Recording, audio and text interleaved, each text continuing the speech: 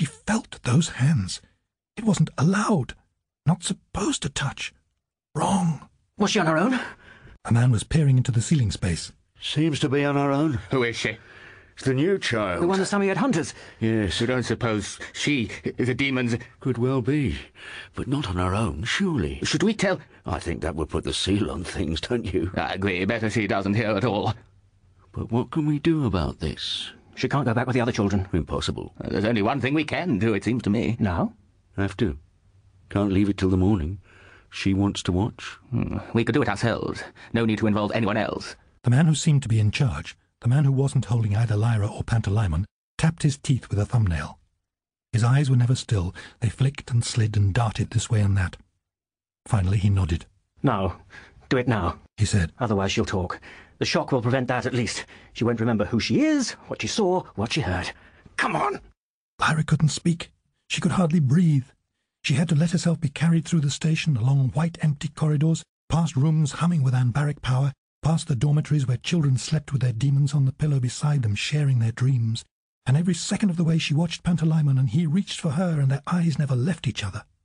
Then a door which opened by means of a large wheel, a hiss of air, and a brilliantly lit chamber with dazzling white tiles and stainless steel.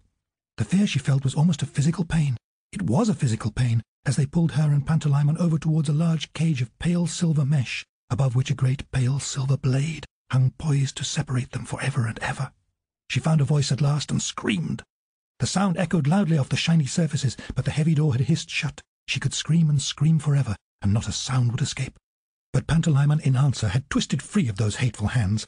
He was a lion, an eagle. He tore at them with vicious talons. Great wings beat wildly, and then he was a wolf, a bear, a polecat, darting, snarling, slashing, a succession of transformations too quick to register, and all the time bleeping, flying, dodging from one spot to another as their clumsy hands flailed and snatched at the empty air. But they had demons too, of course. It wasn't 2 against 3, it was 2 against 6. A badger, an owl, and a baboon were all just as intent to pin Pantalaimon down, and Lyra was crying to them. Why? Why are you doing this? Help us! You shouldn't be helping them! And she kicked and bit more passionately than ever, until the man holding her gasped and let go for a moment, and she was free, and Pantalaimon sprang towards her like a spark of lightning, and she clutched him to her fierce breast, and he dug his wildcat claws into her flesh, and every stab of pain was dear to her. Never, never, never! She cried, and backed against the wall to defend him to their death. But they fell on her again, 3 big, brutal men, and she was only a child, shocked and terrified. And they tore Pantalaimon away and threw her into one side of the cage of mesh and carried him, struggling still, around to the other. There was a mesh barrier between them, but he was still part of her. They were still joined. For a second or so more, he was still her own dear soul.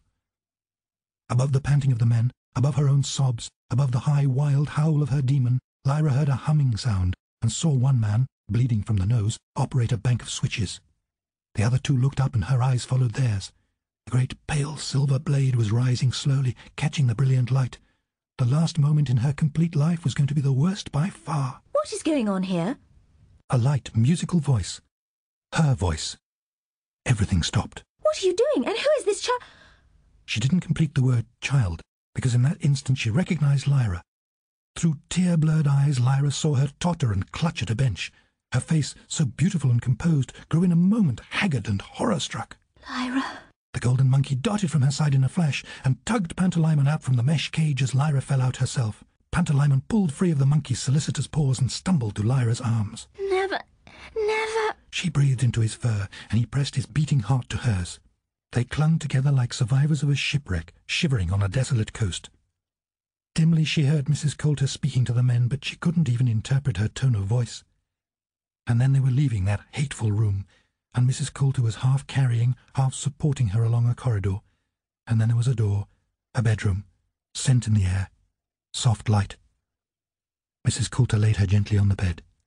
Lyra's arm was so tight around Pantalaimon that she was trembling with the force of it. A tender hand stroked her head.